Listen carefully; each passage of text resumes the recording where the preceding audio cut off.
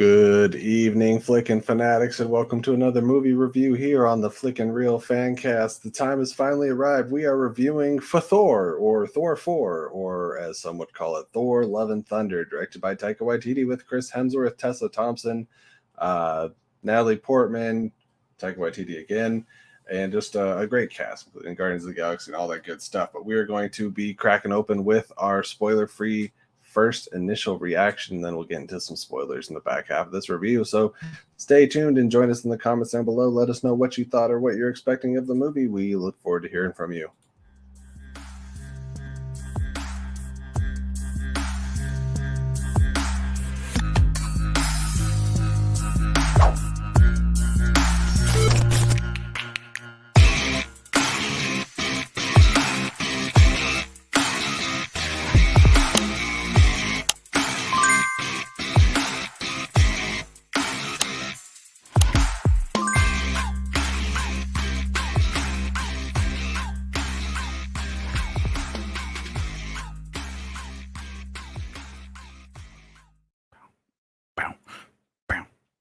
How pretentious is it of me to keep dancing to the same song that I created every single time we do the intro?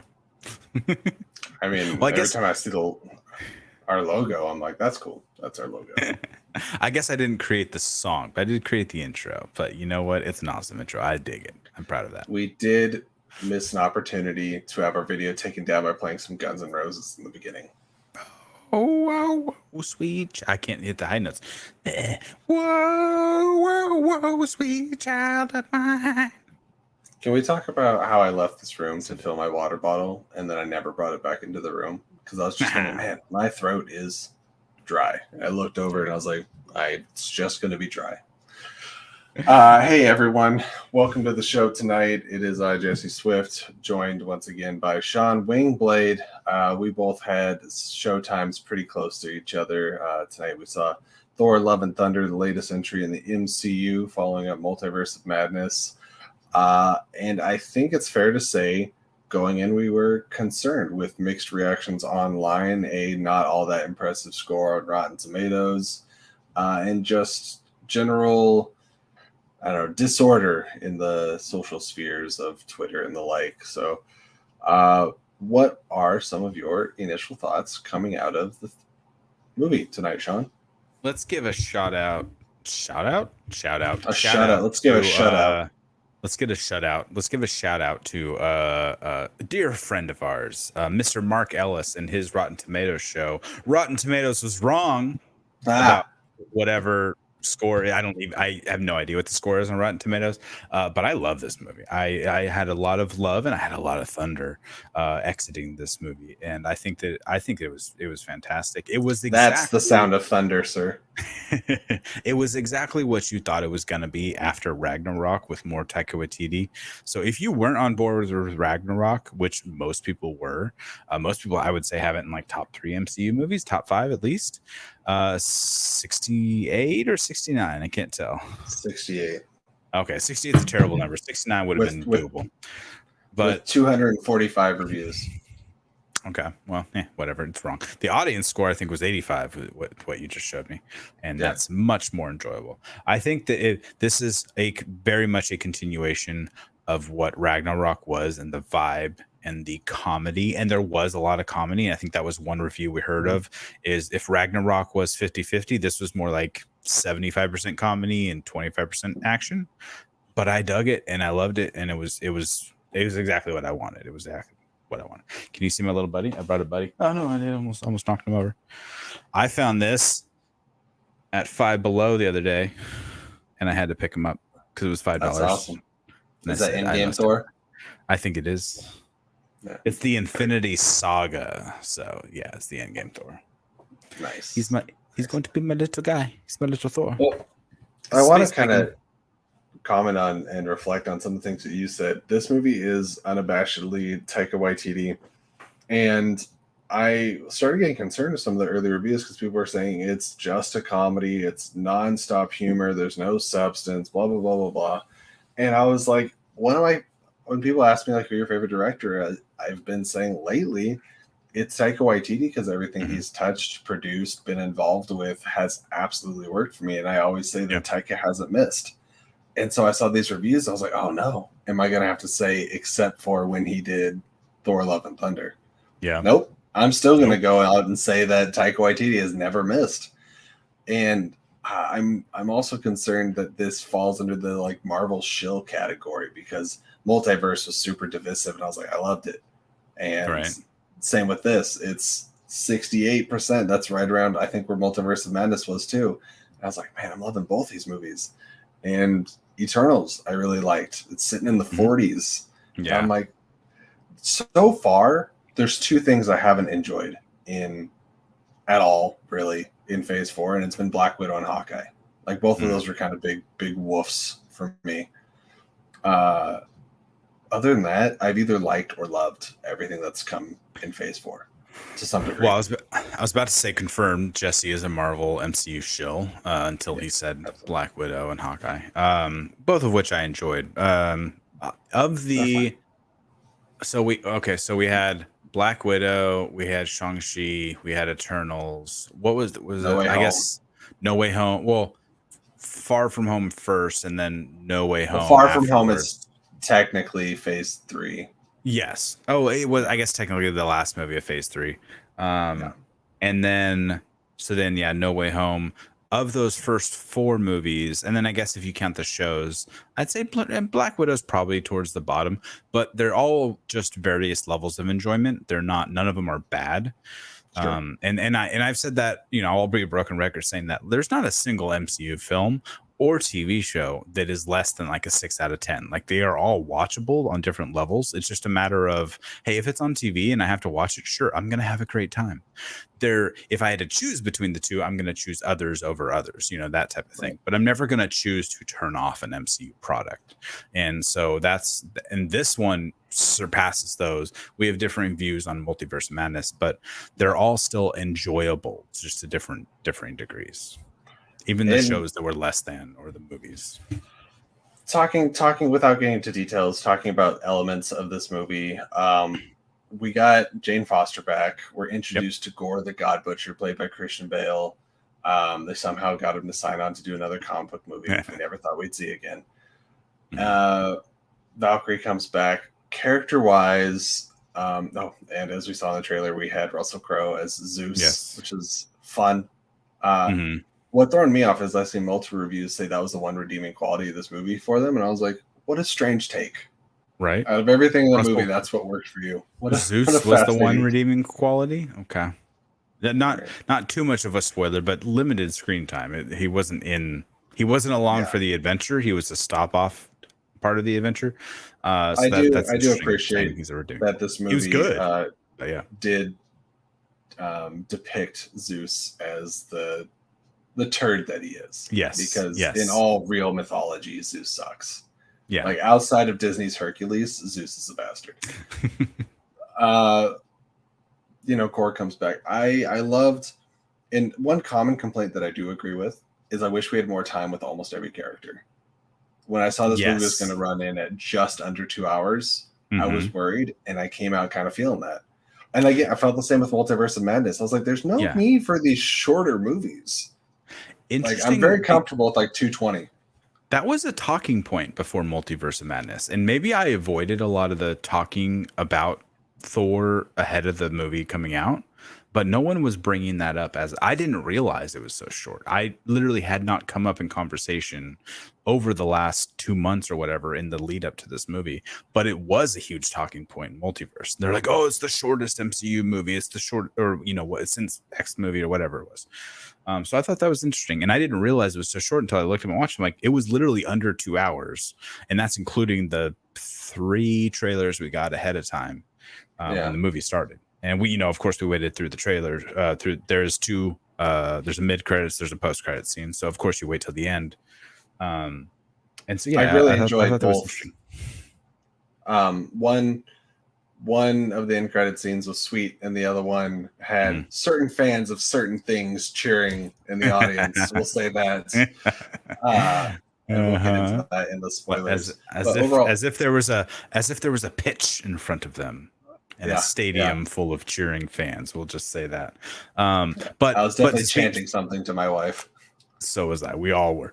But to speak about the runtime, no, I totally agree with that point. I wanted more. I wanted more, especially of Valkyrie, because as much as she is along for the ride with the adventure, I feel like she didn't get enough of a spotlight, and so I wanted, especially of Valkyrie, more of her to actually Tessa shine Thompson as Valkyrie is so endearing. She's so fun. Mm-hmm. She eats up every bit of like scenery that she gets.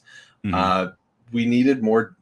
I mean, like some of the two big focal points of the show were Jane Foster and Gore, and I needed like 15 minutes more of both of them in the movie. Yeah.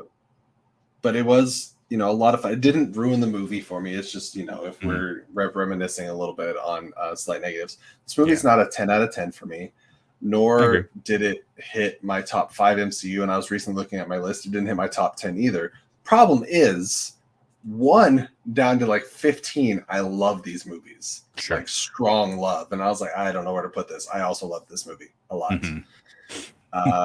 It's really fun. Immediately you're gonna compare it to Ragnarok, and I don't think it doesn't come close to Ragnarok, but it's very much a solid number 2 of the 4 Thor movies, in my opinion, and I'd say most opinions. But I agree. It is most opinions, and I will say this. Hopefully, I don't come across as a crazy person. I love Thor Ragnarok. I do. It wasn't Thor-y enough for me. The Sakaar stuff kind of lost me. I wasn't super invested in what was happening on Sakaar. I think Grandmaster, super fun. I love being introduced to Valkyrie, but that whole world aesthetic and storyline, I was waiting for it to be over. I wanted to get back to Hela. I was more interested in the Asgard Hela stuff.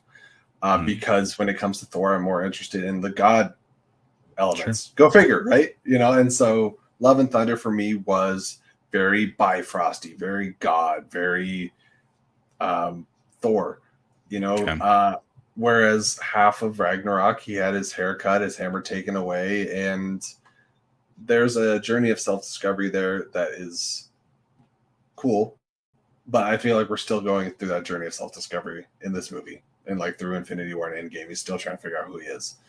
Gotcha. And I don't even know if we came to completion on that. And that's not me trying to dog on Ragnarok. I'm just trying to, in a sane manner, explain why this movie spoke more to my sensibilities than Ragnarok did. Not debating which movie's better. It's just like what one I had more fun with. And that was Love and Thunder. So there's definitely a lot to appreciate of both. I think there's a great 4-part movie between Ragnarok to Infinity War to Endgame to this movie. There's like and that would be like a great day. Spend a day watching, you got 2-3 hour movies and 2 to 2.5 hour movies. So spend a day watching 10 hours of Thor, and you're going to get the gambit of everything Hemsworth has to offer.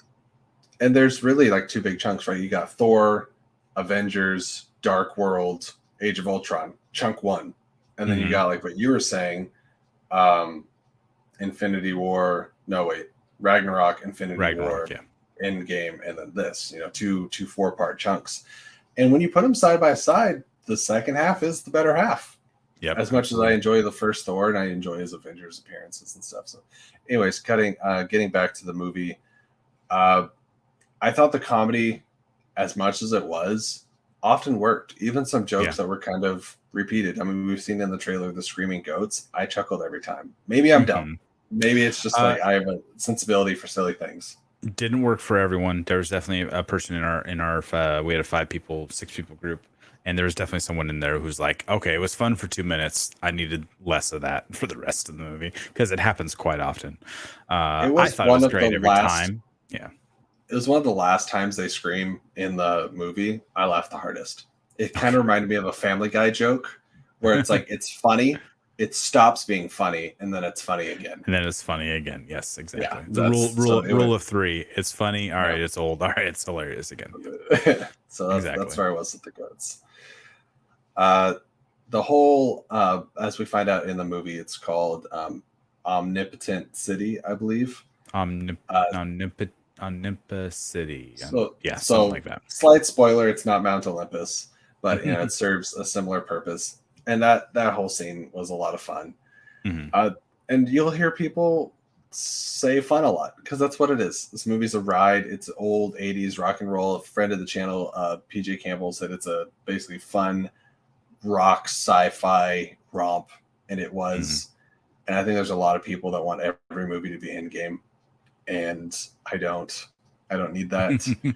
I don't need everything to be just the end of something huge or some climactic battle and stuff.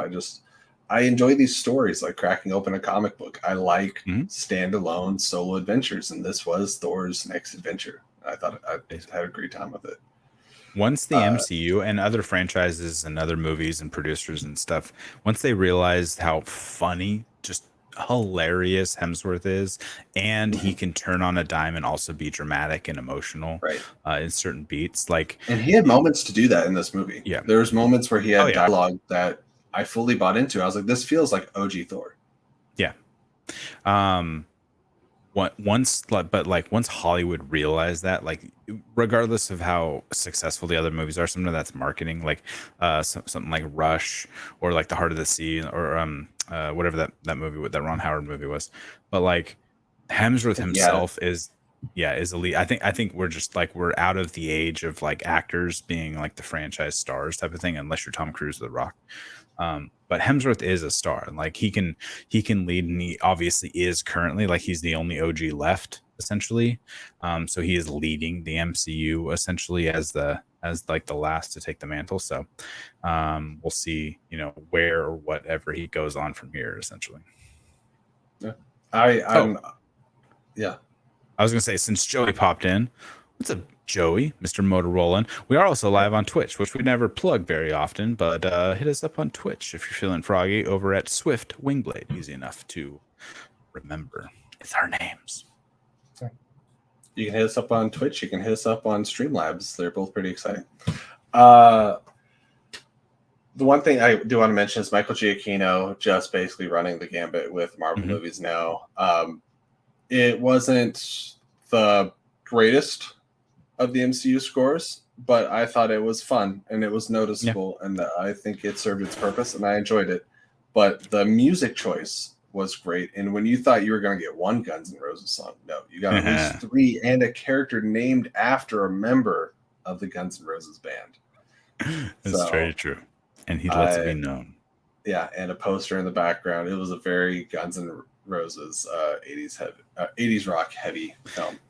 It truly was. I would say that the score itself didn't stand out to me, but I was very invested in the movie. The score hit where it needed to. The songs hit where they needed to, and that probably goes a little bit with the composer, a little bit with the director and the sound editor and stuff, and where they plug certain bits of those in. I loved the Ragnarok score, which was done by Mark Mothersbaugh, who was the lead of Devo, if you remember the 80s band. And this one, Giacchino just seems to be the guy. Hey, do we have anyone? Yeah, Giacchino, call him right now. He'll be up. He'll do every movie. So he's getting his money's worth for sure. He has a tent put up in the studio. And pretty much. I mean, he doesn't turn in the parking lot. He doesn't turn in a bad performance. It's just a matter of which of his scores are going to stand out, like a John Williams that worked on every big budget movie, and all of his scores stand out. And Giacchino can do that. It's just a matter of if they're going to historically stand the test of time. So we didn't discuss this pre-hand. Do you want to give like a little out of 10 score before we go into spoilers, in case anyone watching right now hasn't seen it? Or do you have a rough idea? I think I know where I'm sitting. It's definitely an 8 out of 10. That's exactly what I was going to say. I think it's an 8 out of 10. There are things that you could add to it, whether it be time, the pacing gets a little weird, or sometimes it feels a little rushed, maybe in the third act. So it's not a perfect movie, but it's a very good movie. And I think that's what 8 represents. People nowadays, it's like, oh, if it's not 10 out of 10, it's garbage, whatever. Yeah, that's not true. There are like 3 in all the MCU stuff in 31 movies now. There are I have like 3 at 10 out of 10s. Wakanda Forever is 30. Okay, so I have like 3 10 out of 10s.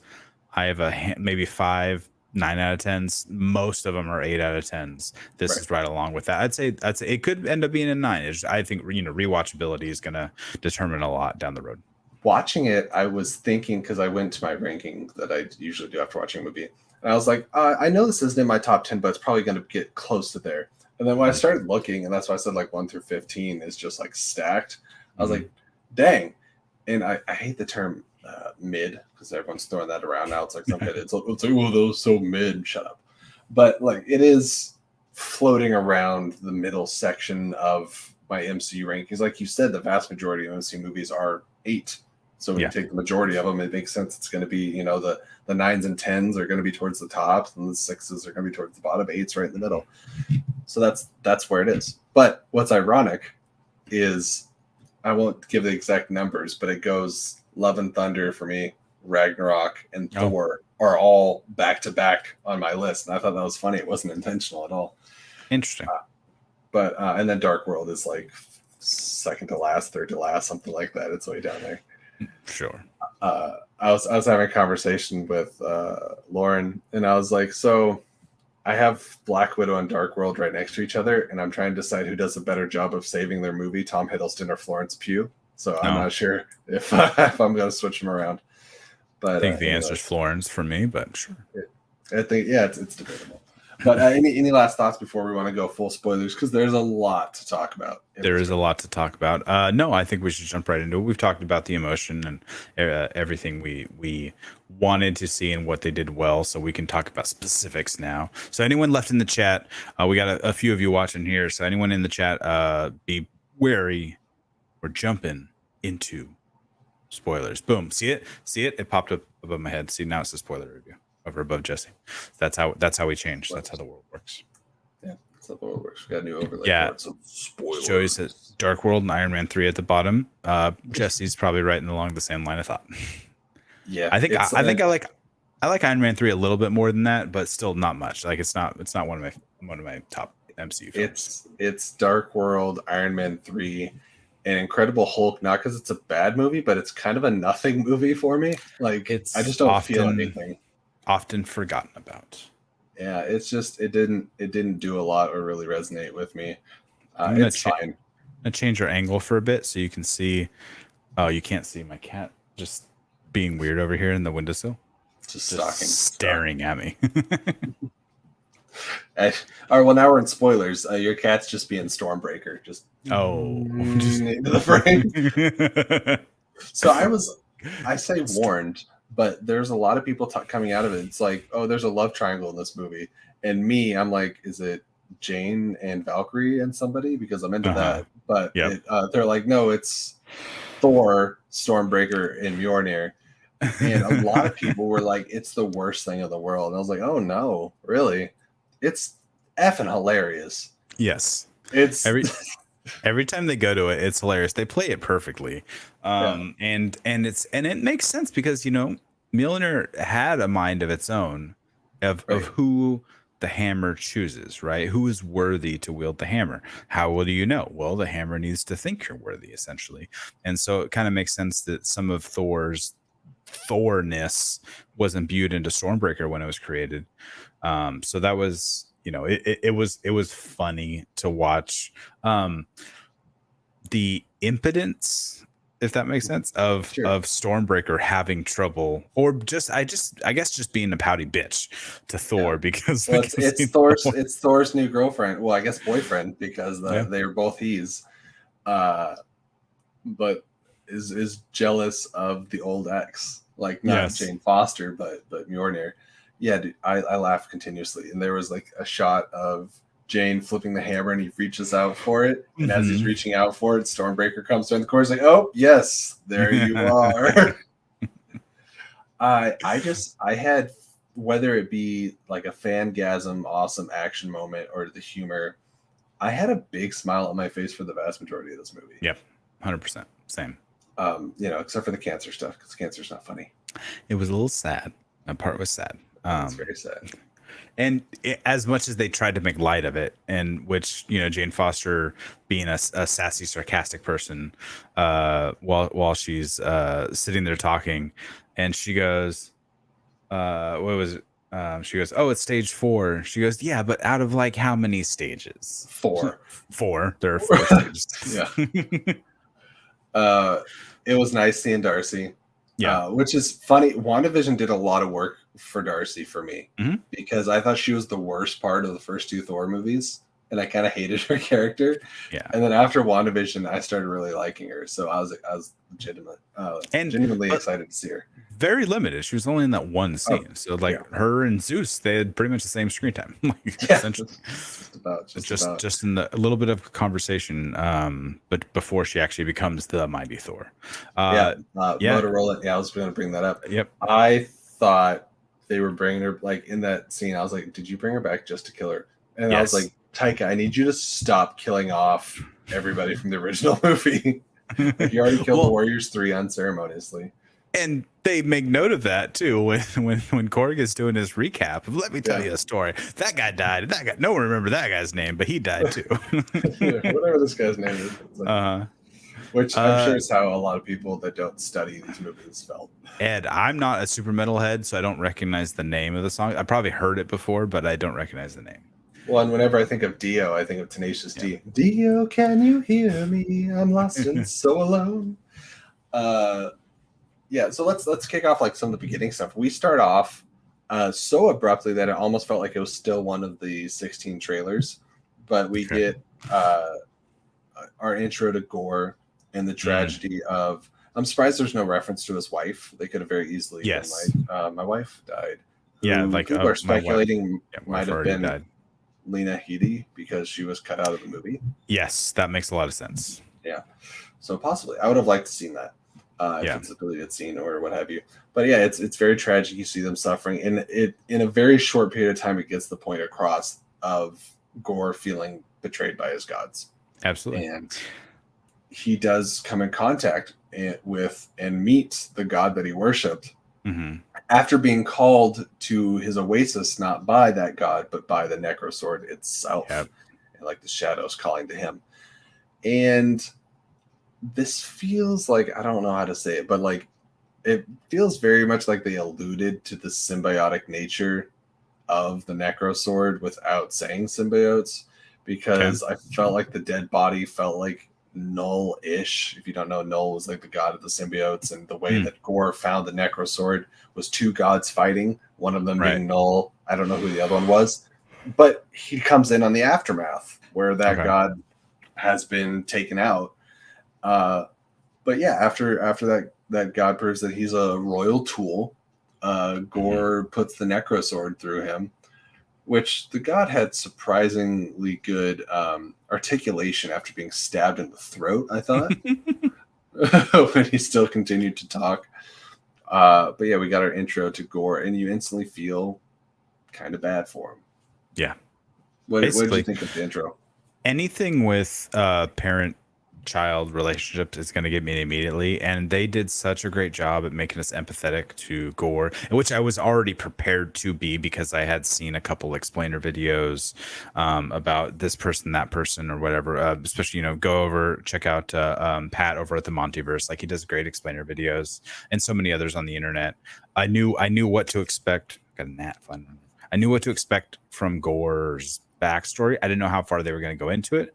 But seeing him cradle his dying child and, shedding a last tear, it hit me right away. I was already tearing up in the opening scene, 5 minutes. I got surprisingly emotional multiple times through this movie, I think.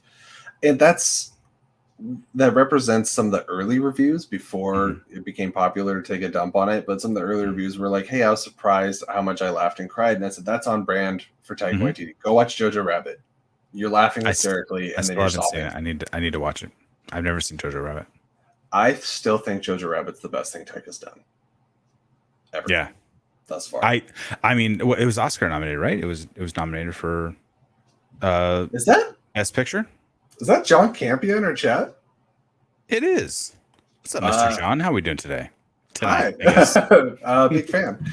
Ironically, we're talking about you and your thoughts several times today. I still have Ragnarok over this one, but I quite enjoyed it. The humor for me was on point, and it hits all the emotional notes. Well, that's pretty awesome. Much, yeah. Exactly. Yeah, Ragnarok's in my top 3 for the MCU for sure because of how it was as surprising as the first Guardians was, where it's like you're like, oh wait, what is this movie? It came out of nowhere. That's what Right. the sea change was from Dark World and what we had seen of Thor, especially in like Age of Ultron, to what TD did with Ragnarok to just take it to the next level essentially.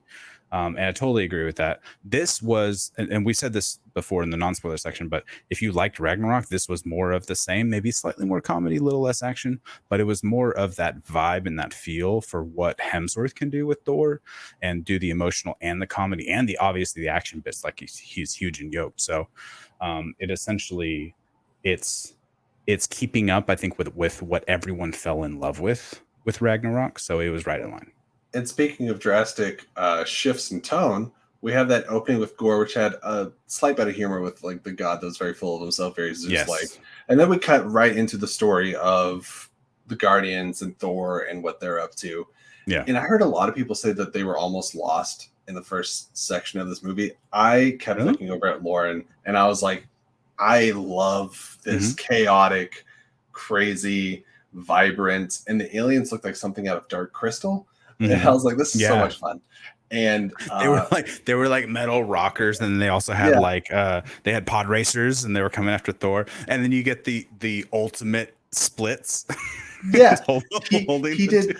I don't know if you know the reference, but he Jean-Claude Van Damme, where he's like between the two semi trucks that going down the street, and he's doing the splits. I was down. It's ridiculous. Chris went to Taika and he's like, listen, I've been working on my roundhouse. We have to incorporate it somehow. I need to show off my roundhouse kick.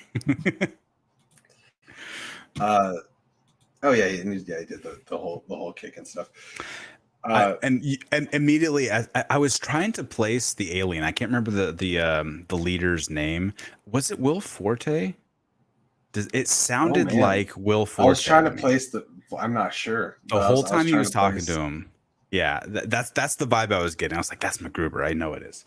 I forgot and then, as soon as he's like, protect her temple, I was like, oh, that thing's coming down. That thing's about to hit the ground right away. And he's like, so we need to talk about the temple. I don't want to talk about the temple. I don't want to talk about the temple. But if we were to talk about it, I would just like to say, yeah, that was great. I thought we were going to see a little more of the Guardians, or maybe like catch, because they went off to essentially save people that Gore had been killing, or worlds and societies and stuff, and we just don't talk about them again. So I thought we were going to like maybe check in with them just a little bit, or no, don't talk about it, or at least like check in with them maybe in a post-credit scene.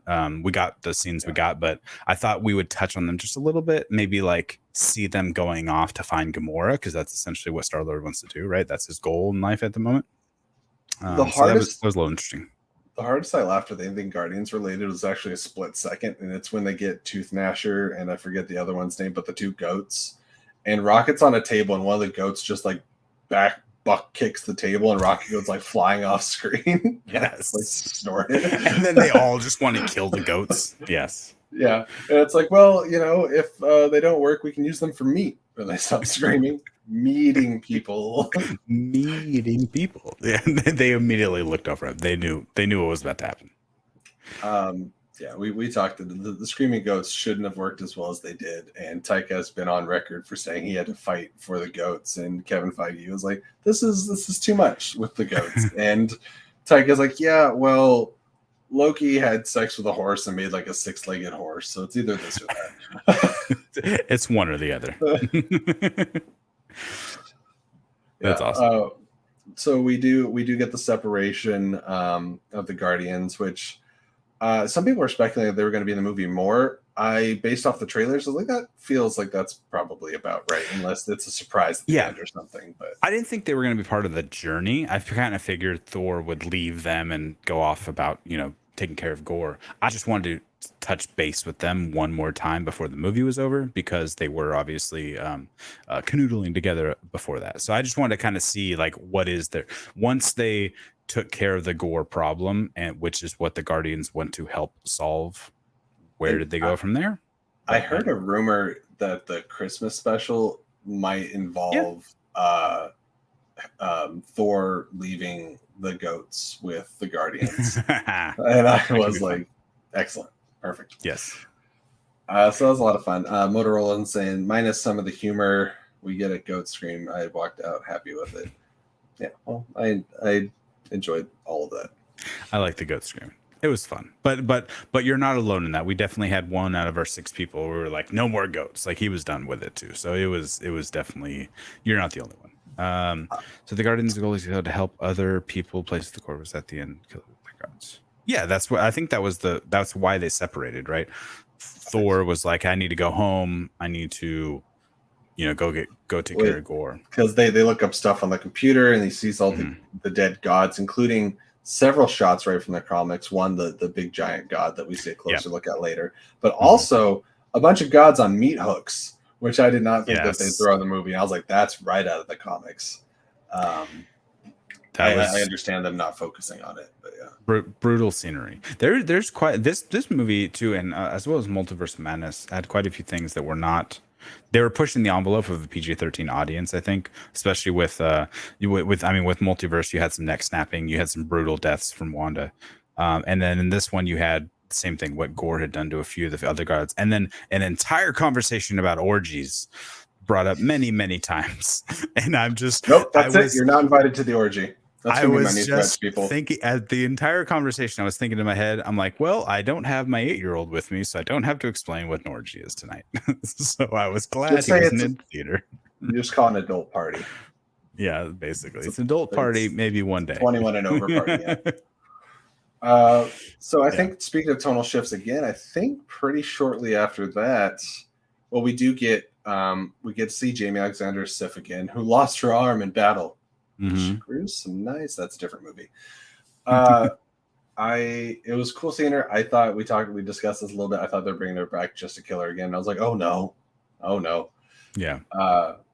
Several adults hugging. Very well put, Motorola. I'm glad they didn't kill the final of the Warriors 3 and Lady Sif. They didn't kill her off. So and we see her at the end essentially training Axel Heimdallson with her one arm. So that could definitely come. You know what? It could be a young Avenger. You maybe need an Asgardian on the team as a young Avenger. We potentially got introduced to 2 possible young Avengers in this movie. Who's we'll talk about Love. Oh, duh. Yeah, of course. She's got freaking eternity powers, shooting lasers out of her eyes, and can wield Stormbreaker. Freaking laser beams. Oh, man. So that's we'll cross that bridge when we come to it. So we go to Jane, getting details on the cancer, come across Darcy, and she's trying to do everything she can to figure out what she can do about this while continuing her lab work and all that stuff. And she reads conveniently about Mjolnir having the power to strengthen, body and mind and spirit and all that jazz. So she visits the busted pieces of Mjolnir, and we see a new stage play. We did get to see Hela in this film, so I think that was fun. Melissa McCarthy Hela survived. Hela survived. They only did half the play. We didn't get to see the end, so we never know if they changed the story from the real life events of what happened. But I mean, Jane talks about it later on. But basically, Mjolnir was calling to her, and we get to see a fun montage of them falling in love. Basically, what happened between Thor 1 and 2, essentially, I guess it was, I'm thinking, it's what happened after Thor 2, after the Dark World. Because all of that stuff, Thor in the post-credit scene, Thor does come back to Earth in Dark World. Oh yeah, he didn't see her between Thor 1 and 2. That was part of the storyline because the Bifrost was destroyed. Right. Exactly. Yeah. So this was all after Thor 2, and we see them fall in love and fall out of love. Essentially, gets kind of sick of each other. And somebody tried to ask me like, well, when did this happen? I was like, there's 3 years between Thors. So that could have happened over the course of 6 months or a year or less. But we get to see Thor, whether drunkenly or not, he seemed to be just smitten with love, basically tell Mjolnir, promise to always protect her. And Mjolnir could sense that something was wrong with her. It was like a new, not spell, but I'm saying. Yeah, some sort of enchantment, I suppose, from the power of Thor, essentially. Right. Who was the new? He wasn't. No, he wasn't king of Asgard at that point. He wasn't king yet. Yeah, he wasn't Odin. Oh, he wasn't Odin's son. Odin's son's full powers yet. Yeah, but still was able to do that. Which we actually do get to see him enchant something, being a whole bunch of kids and get real Shazam family up in there, which was a lot of fun.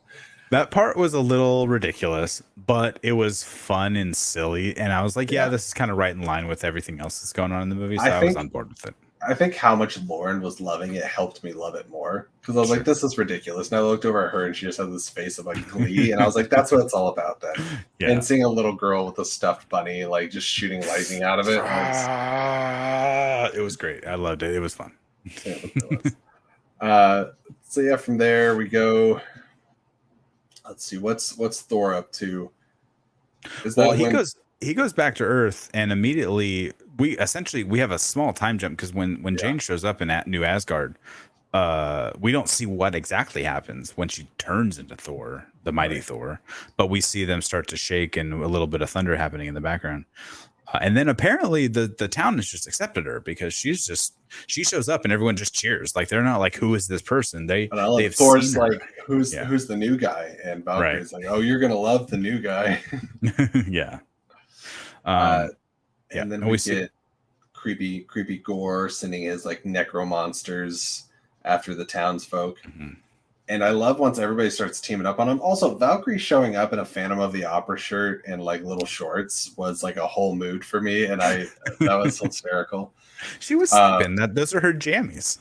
Yeah, that's great. I guess Tessa Thompson owning the role. Yeah. Yeah. So when Gore realizes that he's getting beat up by everyone teaming up on him, he's like, screw this, I'm going to kidnap all the kids. And I was like, you bastard. I think he realized like in a fight he was outmatched, and it wasn't, he obviously needed his necro monsters to help him out. He wasn't able to go toe to toe, but he also didn't need that. That wasn't his goal. I think his goal was just to get Stormbreaker. If he couldn't. So he had to, make an audible and figure a different way to essentially lure Thor away, so that they could, he could steal it later on. In the Shadow Realm, right? Where he's most powerful. At the Shadow Realm planet, I think they just called it the Shadow Realm. Maybe they just called the planet in there. So they start devising a plan. Gore slips away. I like that whenever he would fight him, he would just like disappear into the shadow. Yeah, and the axe just kept hitting the ground. I was like, oh, that's a cool effect. They did a lot of really cool effects with the Gore. Yeah. I was waiting for a time to happen where the necro sword like sliced and like it started to grow, and like not a death blow, but like it started to like poison or something. That didn't go that route with it, but I was kind of, every time he disappeared, I was waiting for him to pop up behind him and stab him in the back, basically. Which we see a little bit of later on with Valkyrie. I have to randomly jump back a few minutes though. When Thor found Sif and they're talking, she's like, I'm not afraid to go to Valhalla. It's my time. It's like, well, you actually didn't die in battle. You survived. Maybe your arm's in Valhalla. Yeah, that was fun. Okay, so they devise a plan. What are we going to do? And he does a rah-rah speech for the Asgardians saying, we're going to go get the kids. We're going to build an army. We're going to go to Omnipotent City and get Zeus. And Zeus will give us an army and stuff. And I think I'm not skipping too much if I say that's, they get there, they get the goats together, they get the goat drawn carriage, basically. Well, we see the first semblance of Stormbreaker having issues, and whether it be performance issues or just throwing a hissy fit, throwing a little tantrum because seeing Thor rekindle. Thor's like, I'm gonna go get the kids, and like zips off and comes crashing back down. He's like, I couldn't find him. Yeah. So that was fun, and they obviously devised the plan for them to all travel together. And they just find, I guess, the Bifrost magic, which is imbued in Stormbreaker, and Thor himself essentially led them to Omnipotent City, because that's straight up Zeus says. He goes, no one can find this. It's only for gods only. So that makes sense. And that's why, and then we find out later on that Stormbreaker itself, the Bifrost, is actually the key to open eternity. So yeah, I don't know. They were always anticipating too. They were always making their own assumptions at exactly what Gore's end goal was, which is pretty easy to devise, that he wants to kill all the gods. So I guess I'll just wish for all the gods to be dead. But we never actually hear Gore say that. So there was never like an explainer of this. They kind of just assume and roll with it. I thought that was interesting. Let's Let's talk about Zeus. It's the season of interesting voices, whether it be Tom Hanks or Russell Crowe. Yeah, he I loved it definitely. though. I haven't seen Elvis yet, so I know I might actually go watch that tomorrow morning. Oh, I have some Elvis stuff to do in is the afternoon, but I'm pretty gonna try to see it in the great. morning. It's pretty great. Yeah, I was gonna go see it yesterday and then ran out of time in the day, but I'm gonna see that. I'm gonna try to see that tomorrow morning. It's long. I've heard that. Also, That's what I've heard. catch my wife fangirling with Taylor Robinson over on Finely Tailored, where it's about an hour and 15-minute conversation. Oh wow. Apparently, they're talking me into doing a rank with Jacob London, Taylor, and my wife of Elvis's various outfits in the movie. So Oh, okay. stay tuned for that. That's the thing That's- that's probably going to happen. I think Taylor's seen it like 6 times now or something, according to her Twitter. Not an exaggeration. Yes. I've seen it twice. Okay. I do need to see it for sure. So yeah, so they make it to them, and essentially Thor's just talking Zeus up the whole time. He's like, "This is the greatest guy. I definitely, I modeled some of what I do after Zeus for sure." Okay, yeah. He's not the greatest person. Maybe we should not, let's not meet our heroes. Yeah, it's like we'll talk like give an award out for like the sacrificed virgin or whatever. It's like, yeah. Which god has had the most people sacrificed in their name or something like that. And like, Jen's right, like, no, maybe this not is the not. greatest. This No, is it's not not good. Valkyrie the whole time like, I'm about to start busting skulls. So Yeah, you got about need 60 to do it. seconds. You got 60 seconds. I'm gonna start cracking skulls. I thought that was great. Well, I love that it's like we're gonna do a bum rush. He's like, there'll be no rushing, especially not Zeus's bum. Taika's got a good taste for dialogue. Yeah. Anyway, so that eventually the scene we see of Thor getting his clothes flicked off. Ironically, as funny as the scene is, him and he's standing there naked, laying it all down. I don't mean that metaphorically. I mean speaking to Zeus about gore in the issues at hand. He's selling it in the scene. He's being completely genuine and serious. Yeah. So he's being Thor. It's not. The speech isn't played up for comedic value, but obviously him being there naked is. Right. And it goes over like curdled milk. And we realize that Zeus is a coward, which when he comes off of his throne and he picks up his skirt as he like steps down the steps, I was that might have gotten the biggest laugh in the theater. Is just that one moment when he's just like sashaying out, coming out to greet Thor. Yeah. Yeah, and Thor asks for the thunderbolt, and Zeus spends like 5 minutes flipping it around, just like, no. And then the big fight breaks out, which again we've seen a little bit out in the trailer, and we get to see. I was trying not to look at the Loki tattoo because everyone made such a big deal about that from the trailers. But I was trying to look at all the other tattoos around, and there was like a heartbreak one, and there was a couple others, but I can't remember the details on them at the moment. So that'll be something. People, I'm sure plenty of people will pause and dissect the tattoos of Thor, and maybe the buttons. Yeah. Speaking of bum rushes. Yeah. So that gets confrontational pretty quick. We get to see both Valkyrie and Jane do some real sick stuff. You get to see the full might of Mighty Thor. Mm-hmm. And I love that I don't know if it's like gold dust or blood or whatever, but there's just like gold spewing out everywhere from these like godlike characters and stuff. It was cool. Visually, it was really cool. Lauren and I gasped because Zeus chucked the bolt and hit Korg. Mm-hmm. And she like put her hand over her mouth, and I was like, wow, I'm so emotionally invested in this freaking rock, and it started falling apart, and I was like, I can't process right now. I'm not ready for this. Luckily, his face survived.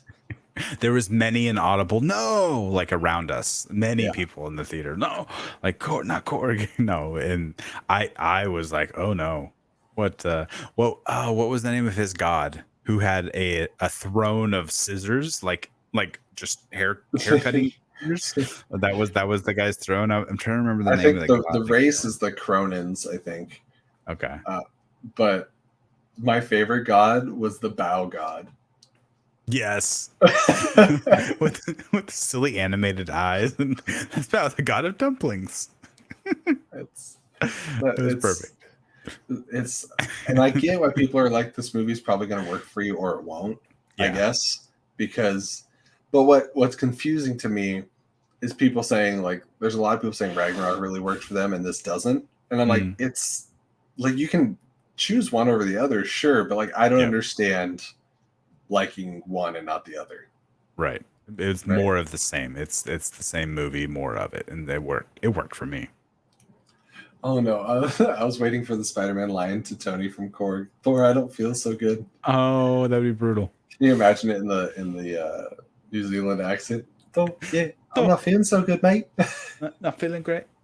But like I said, luckily he survives. And Zeus had made a crack at Thor earlier about isn't thunder just the sound of lightning?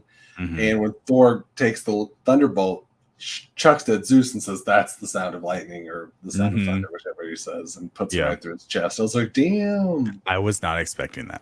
Was not expecting him to kill, at the moment we think. Right. I was like, damn, Zeus is dead. Zeus. Yeah. And I was thinking in that moment exactly what he says later on. He's like, yeah, no, they're probably going to hunt us down. We're going to be number one on the list, basically. And I was like, yeah, no shit.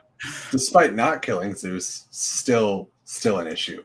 Yes, still might be some people that are here, there, and every fucking where coming after Thor. You know what? I gotta skip ahead, and then we'll come back to it because it's the only other thing that has to do with the Zeus stuff, really, and that is we do get a Hercules.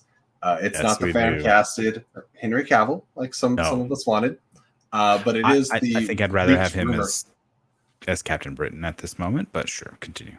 Captain Britain, or maybe Sentry's too on the nose, but something like that. I don't know much about Sentry, but yeah, it's Marvel's Space Superman. Okay. Brett Goldstein from Ted Lasso fame, who plays Roy Kent, possibly one of the best characters on television. Roy fucking Kent. Yeah. He's here. He's there. He's every fucking way. Roy Kent. Roy Kent. It leaked out like 2-3 weeks ago. Did it really? I didn't. Yeah, there was articles coming out. And it's like Brett Goldstein plays Hercules, and I was like, oh, no. I was talking about with Lauren because it didn't really come from anywhere super reliable. Okay. And I was like, that's silly. And the post credit scene happened with Brett Goldstein, and I looked at Lauren and I was like, fucking silly. Like, I'm so happy, but it's so silly. Did she watch Ted Lasso with you? You guys are both on board. Okay. Yeah, person to my right was like, who is that? I don't know who that is. I was like, oh, dude, you haven't seen Ted Lasso? He's like, no, I haven't watched it. I'm like, well, that's your next on your list. Then was the person on the right somebody I know? From Apocalypse, it was Mr. Jacob over there. And I guess he hasn't seen Ted Lasso yet. So I was like, well, that should be next on your list. It is the feel-good show of the last 5 to 10 years. And like, I need to see a still image to decide if it looked good or not. Because Lauren's like, it looked good. I'm like, did it? Because I feel like it was like a Brett Goldstein deep fake on like a CGI muscle body. He's muscular, but he's thin. He's small guy. He's not wide framed because he has quite a few scenes, and I think especially in this latest season where he doesn't have a shirt on or whatever. And so he's like he's muscular but in a thinner body. So maybe they gave him CG steroids. Well, if they shoot him as a larger person, he's not going to be as tall or as big as Hemsworth. But if they just, because this angle, like the angle was down low, shooting him up, so he looked taller than he actually is. Right. Plus, Zeus himself was not huge. Zeus was shorter than Hemsworth. He had a belly. I love that his armor compensated how much of a belly he had. Right. That was fun. But yeah, we get Hercules. Hercules exists in the MCU, damn it, and they beat the Russo brothers and Guy Ritchie to the live action incarnation. For those of you who don't know, Guy Ritchie is directing, and the Russos are producing the Disney live action remake. Yeah, I think I'd seen a little bit of something about that. But now I'm just gonna be thinking about Roy Kent, so there's that. Okay, so everyone gets out of there. We see Celestials, which was fun. Yes. Just hanging out. Peeking out the window. They're like, oh, there he goes. We get Sweet Child of Mine. They head out and they head towards the Shadow Realm. They run into the Shadow Realm. It's like a 3-round fight with gore. They literally run into the planet. Okay, and you know, when I said I think one of the last times the goats scream was the hardest I laughed, it Yes. was that. It's like they run into the planet, it's silent for a moment, and then you just hear the goats scream, and I just started dying. It was perfect. It was fantastic. No one was. It was totally unexpected, out of nowhere. You think, forced perspective on the size of the planet. They're coming towards it. Boom! Right into a brick wall. I thought it was great. I laughed. So this is round 2 of 3 against Gore, and he's a menace. Oh, I did skip over my favorite Gore scene, and it is when he's scaring the shit out of the children. Yes, he's like, oh, he likes his head to be torn off with the little. He's like, oh, you guys thought it was so cool a little bit ago. I was like, and throws it to him. I was like already reclined, but I was like this in my chair, like, no. Christian Bale was doing everything in this movie. He was fantastic, chewing up every little bit he had. I loved it.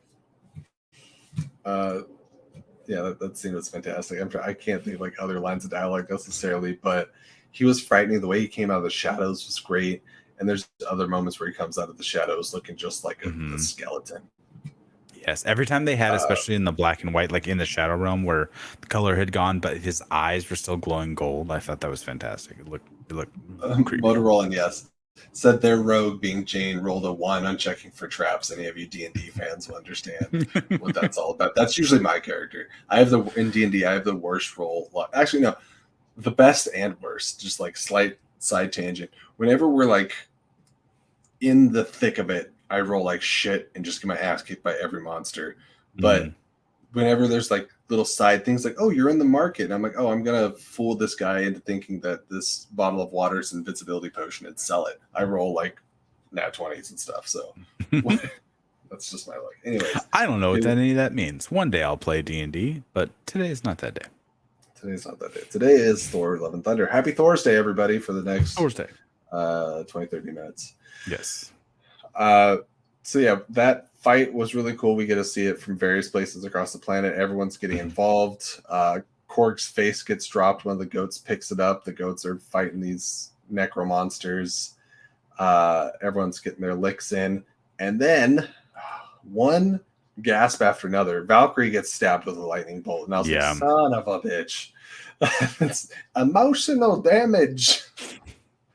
I thought that was the end of her. I didn't know what it was. I thought he stabbed her with the sword at first. I didn't realize he had taken her weapon. So that was interesting. To go, because I was like, oh no, she's dead, but she's not a god, but she's Asgardian, but she's also a Valkyrie. So like where in the hierarchy, like what exactly are the power set of the Necrosword itself? Like, does it just disintegrate at a god, or does it have to? Is it a mortal wound or something like that? He was making some good points with her, though. He said the gods abandoned you and your sisters too. Yeah. Or all the rest empathetic. Of yeah. Empathetic, but yeah. He tried to make a comparison to Jane, saying we're on the same path. Doomed to die, just on borrowed time. It was a good scene as far as monologue scenes go, and a little bit exposition heavy scenes. It was still pretty good. I enjoyed it. And so we get that fight. Anyways, they have to make a hasty retreat after Valkyrie gets injured. They go back to New Asgard, and Jane's cancer has progressed badly. Yep. It has not regressed because her body has not had a chance to fight it, because it gets accelerated by the use of Mjolnir and becoming Thor, essentially. And that's something that's right out of the comics. And Thor has like I was gonna say come to Jesus, a come to Thor moment with her, and says like, this is killing you and you can't keep doing this or you'll never recover and I'll lose you forever. And it's actually very sweet and tender. And when he says to her, I love you and I've always loved you, it was so genuine. And I was surprised how much it hit me, because I have not bought the Thor and Jane relationship at all in past movies. But you get a director like Taika Waititi, and he can hit the heartstrings when need be. And so that was a really good scene. Well, Brana was just the budding part of the relationship, right? It was them meeting essentially. And then I think, Portman, like the only reason she actually wanted to come back and do Dark World was because was it Patty Jenkins was signed on at the moment when she signed on to do Dark World, Patty Jenkins was involved, and then left, and then we got Alan Taylor, and not very different type of directors. So they definitely the story beat and maybe the directing style took a different turn than what she was expecting for sure. So this, obviously she met with Taika, she loved Taika, and Taika had shown what he could do with Ragnarok. So, she probably was on board with, they could actually be directed properly and have on-screen chemistry. People can make lots of great stories. I think George Lucas is a prime example, but maybe they're not the greatest directors with actors and different styles of actors. And so storytellers and directors are very different. So we got to see that, and we also got to see, Chris Hemsworth being more comfortable in his Thor skin, essentially, and Jane come back, and in that moment too, as the character, she wasn't just playing Jane; she was playing, a dying lover, a cancer victim, essentially. And Natalie Portman's a great actress, so she can, she can bring that up, and they can have a nice romantic scene together, essentially. And I will say, jumping ahead a little bit, I did not expect this to be the return and end of Jane Foster. It caught me a little off guard. I was kind of sad about it. Like, you could feel that it was possible, but I was hoping they weren't going to do it that fast, because it's just unfortunate, I guess. Hoping they would find a way, or somehow I was thinking or somehow prolong it, at least. Yeah, the Watcher looking figure in Eternity would somehow like grant her, like heal her somehow, because he essentially sacrifices. I don't know. Or would make that wish or something. Yeah. But we get a different wrinkle. We get love instead. So that was love the Eternity, baby. Thor, after that, heart to heart, Thor goes after Gore to go save the kids, and long story short of it, to take out the monsters, Thor imbues all these Asgardian children with the powers of Thor, and they run amok like a bunch of little Shazams, and it might not work for some people. I shook my head at first, and then I started getting into it really quick. I was like, this is hilarious. You have a girl with a bunny shooting lasers out of its eyes. You have this girl dressed up like in a little princess gown, just shredding into monsters, and it was it was what it was. And it was with a cute, adorable smile on her face, just like haunting. She reminded me of that meme of that girl that's looking at the camera while there's a fire behind her. Yes, 100%. Yeah, that was her. Yeah. We get a good battle between Thor and Gore. I don't know why I feel like I'm going to say Aragorn. Thor and Gore. Thor and Gore and Thor. As she shows up to save the day. And the trailers haven't ruined much for me, but it did ruin. It kept showing that shot of her like gathering the lightning and stuff. So I was like, okay, well, I know it's already been set up that if she fights again, it's going to be her final battle. Exactly. And I've seen that shot here. And I was like, so I know she's coming, and it kind of pulled the emotional rug out from under that moment a little bit. Like, I still felt it, but I feel like I would have felt it more if you didn't know if you were waiting for it or not. Sure. Okay. No, I totally get that. Yeah, I felt the same way. I was like, okay, I know that we've seen the mighty Thor in the trailers in this room.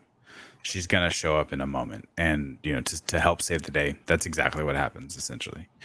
And so Thor fighting with two halves of the lightning bolt, super sick. Yeah, I love that he has lightning bolt. Yes, and I wonder what happened to the lightning bolt. If we see it was it destroyed? I don't think it was destroyed in that battle, right? So that could be. So. We don't see it at the end when they go to fight whatever those creatures were at the very end with love. So I'm curious, where's that lightning bolt? And because he essentially not reforges, he takes Mjolnir back for himself at the end. So that was we'll see what happens with that. Fast forwarding a little bit, I mean, we kind of skipped over Gore's whole plot to get to Eternity so he can make his wish so all the gods would die. But if you've seen the movie, you're watching the spoiler review, you understand that. So he does make it to Eternity as the Necro Sword is destroyed. So he's dying because there's nothing to keep him alive anymore. Yeah. And he gets ready to make his wish, which we all know what it's going to be. And it, little corny, but I knew it was coming and I got it. Thor said, it's not vengeance that you seek, it's love. And I knew that's what it was going to be, because, and it's kind of the argument people have with like Thanos. It's like, you have the power to bring somebody back or create life. You're choosing vengeance. And so he makes him very aware of that. He said, you could wish for your daughter back. Right. And kind of gives him a nod, like, you won't be there, but we will, or I will. Yeah. And it's sweet. And we have to say goodbye to Jane. I could hear Lauren sobbing next to me as she turned into gold dust and went off to Valhalla, as we come to find out. And so that's all cool. Gore passes away, says his final goodbyes to his daughter, whose real name we never get, but we do cut to Gore looking out for her and taking care of her and stuff, and they're building a relationship.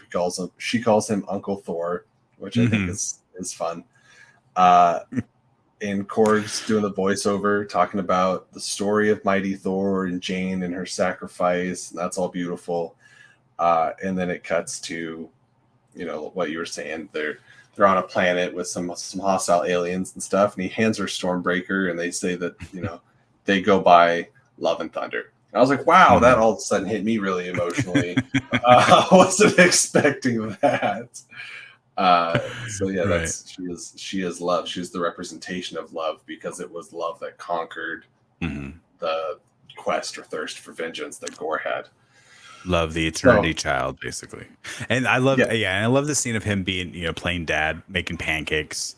What does he call them? Pan flaps. Yeah, that's what it was. Instead of flapjacks or pancakes. Yeah, exactly. Pan flaps. Delicacy. What is that? I don't like those. I've never had them. Well, you don't. I was as a father. I was like, well, you try them. you don't know if you like them if you never tried them before. So I was waiting for that, and then she pops up with laser beams in her eyes, tries to kill him. It took me a second to realize that she was given the powers. She was given the powers of eternity, which is reflected in like the water. When she walks up on Gore, you see her as eternity in the water. And I thought it was such a cool shot. Oh, yeah. And I didn't put two and two together until later. I was like, oh, that's a really cool shot. And also, when she's shooting laser beams, I'm like, oh, it is literally like she was created from eternity. She wasn't just brought back to life. It was the energy of eternity that recreated her. I was curious what her power set was exactly. I'm like, obviously Gore didn't have those powers, so her species didn't. So what? How strong is she? And a second possible young Avenger if we're building a team. Oh yeah, which we didn't spend a lot of time talking about. Axel or hang on, it's something with a chid. Archid or I don't know, whatever. I don't know. It might. I don't know.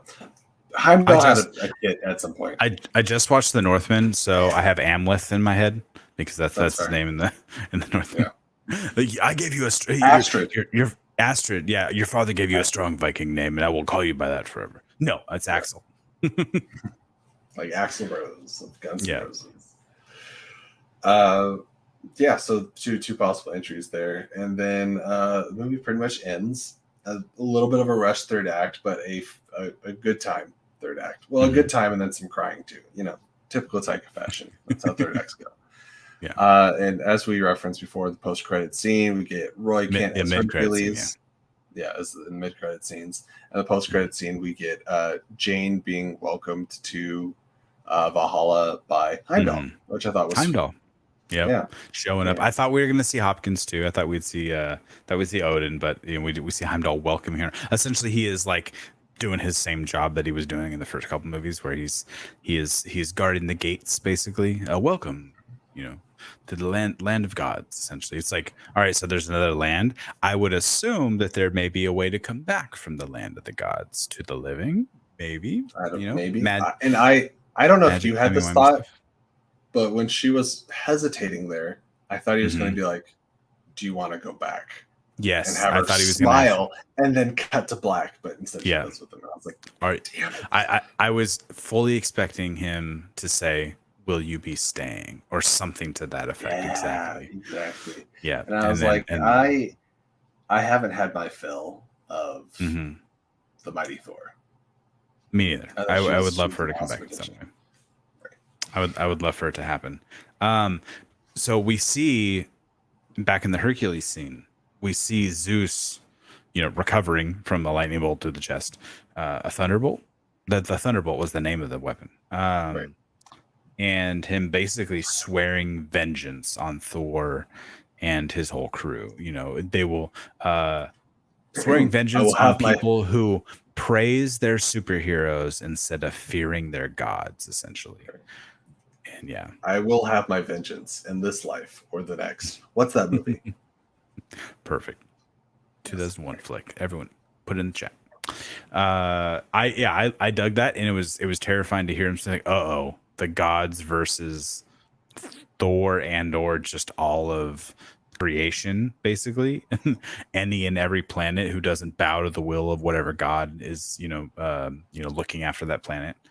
That could be a terrifying big bad. What if Thor sets off the big bad in Zeus for the next team up film, essentially, because that could be terrifying. Is Galactus a god in the MCU? Oh, yeah. I've had a bunch of theories about Galactus being a celestial or celestial adjacent. Being a celestial gone rogue, essentially. Yeah. Eating worlds. That could definitely happen. That could work. We see a couple hiding out in the omnipotent city. I was waiting. I was waiting for the Eternity figure, which very much looked like the Watcher, and I was waiting for Jeffrey Wright to speak up and say, like, "What is your wish?" or something to that effect. When Gore was speaking, essentially reaching out to it. I was waiting for that to happen. It didn't happen. I was a little sad. Now you're making me think of Dragon Ball Z with like Shenron the Dragon. What is your wish? Yeah. Some people get that. So yeah, that kind of wraps up my thoughts. Very mostly positive. Do you have any outlying negatives? It needed another 20 minutes, I think. There was here and there pacing issues, and a lot of times when people think pacing issues, like, oh, it dragged. This movie does not drag. It goes by very quick, but it's just like it's the opposite. I feel like it needed more time to breathe. Yeah, in certain bits. I can agree with that. I felt like Jane becoming Thor was a little rushed. I wanted to see just a little bit more from that, and also I wanted more with Valkyrie. And they keep flirting the line, and this could have been editing. This could have been something that was taken out in post. Because of worrying about the backlash from the people who are anti-LGBTQ, but I want to see a little office international as well. I want to see just a little more of Valkyrie speaking about her lovers and how she misses her wife or her partner or whoever that was, whoever the other Valkyrie was. Because she has a very short conversation with Korg about it, and she like kisses the hands of like one of the maidens or whatever in Zeus's court. And I was like, yeah, that's cute, but like, don't play with us. We had Fastos in Eternals, and that felt like really good representation. And like, there's no need to like backpedal on it now. Yeah. So I did feel, and this plus there's been so much talk outside of the film with Tessa Thompson and things about entertaining the idea of like her in a relationship with somebody else in the MCU. Yeah. Or she's a king trying to find her queen and all this stuff, and we didn't get that. We didn't get that at all. Yeah. I would love a lot more King Valkyrie like explored, and maybe she's done fighting for a little bit. We can see her rule. I mean, we know that Lena Headey had some scenes cut. Maybe that was her character. Maybe she played a queen essentially to King Val, something to that effect. So maybe there is some stuff on the cutting room floor. I think someone said way up above that we want to see a director's cut essentially with a few of that stuff added back in, because where was that? Speaking of director's cut, No Way Home's coming back to theaters, I think, at some point with a few extra scenes. So now I want to see the director's cut, which I know we'll never get, but the stuff Bale and Co said was cut. OMG, that should have been in this. So I have done a very good job at avoiding a lot over about the last 3 to 4 weeks. I've not watched any of the TV spots. After the second official trailer had come out. I haven't seen anything else. I tried to avoid everything. I wasn't clicking on interviews. I don't like watching that stuff. I didn't want to spoil anything. Essentially, what Ed said is, people giving interviews about stuff that's left out of the movie. I didn't want to know about that until afterwards. So maybe I'll search that out and try to figure out what was cut out. I mean, the important thing is to note that John Campy was in our chat today. That's fascinating. John, if you're still there listening, thank you for showing up. We appreciate you, bud. Yeah, I know she didn't subscribe to the channel, so I'm just going to go ahead and unsubscribe from yours because that's how the world works. Rude. Jesse, speak for himself, not the channel, the Flickin' Real family. Don't listen to him. Anyways, that wraps up our thoughts. Liked it a lot. Hopefully you guys did too. If you did, let us know why. If you did not, I guess also let us know why. It's only fair. Don't bully the people that had a good time on Twitter. Nobody needs that. There's just such a stigma going around right now. So it was good times. Good times. As Jim Jones would say, no alcohol required. Let people enjoy what they enjoy. And if you have something negative to say or a detraction from someone's positive review, just don't. Or move approach on. Literally just move on with your life. Definitely do that. Or, if there's a way to approach it in a discussion type formats, or, you can have critiques. You can not like movies, but there's ways to go about it. Or, there's a lot of movies that when I don't like it, I just kind of forget about it. Move on. Sure. There's people still complaining about movies that came out 2013 on a daily basis. And it's like, bruh, get a new personality. But that's it from your Flickin' Real Marvel shills here on this channel. Hopefully you enjoyed our review. We enjoyed having you on here. As we both said, this movie's about 8 out of 10 in the mid to upper echelon of the MCU films. And hopefully you guys got it. So hopefully you guys enjoyed that. Make sure if you haven't already to click that like button. Let's get this up to, at least 20 likes would be cool. And share the video on Twitter, Facebook, what have you. And make sure to join us on the next review. Thank you so much for joining us. I've been Jesse. That's been Sean. Keep it real. Hit the button. I'm waiting for you to hit the button. Oh, okay. I got it. Well, goodbye.